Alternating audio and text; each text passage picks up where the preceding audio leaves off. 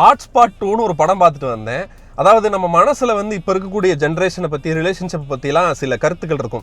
But ஆனால் அதை வெளியே சொன்னால் நம்மளை பூமரங்கள் சொல்லுவாங்களோன்னு சொல்லாமே விட்டுருவோம்ல.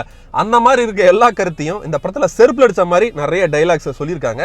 நம்ம வந்து கைத்தட்டி என்ஜாய் பண்ணக்கூடிய நிறைய சீன்ஸ் இருந்தாலும் ஸ்டார்டிங்கில் ஒரு 20 நிமிஷம் கொஞ்சம் ஸ்லோவாக தான் இருந்தது. ஹாட்ஸ்பாட் 1 பார்த்தவங்களுக்கு தெரியும்.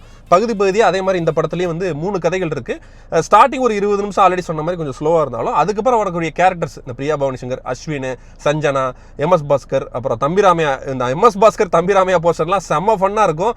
நம்ம வந்து கேட்க வேண்டிய நிறைய கேள்விகளை அவங்கெல்லாம் கேட்கும் போது கைத்தட்டி சிரிக்கிற மாதிரி நிறைய ஃபன் போர்ஷன்ஸ்லாம் தியேட்டர்ல இருந்தது. அதே சமயத்தில் நிறைய விஷயங்கள முரண்பாடான கருத்துக்களும் இந்த படத்தில் இருக்கும்.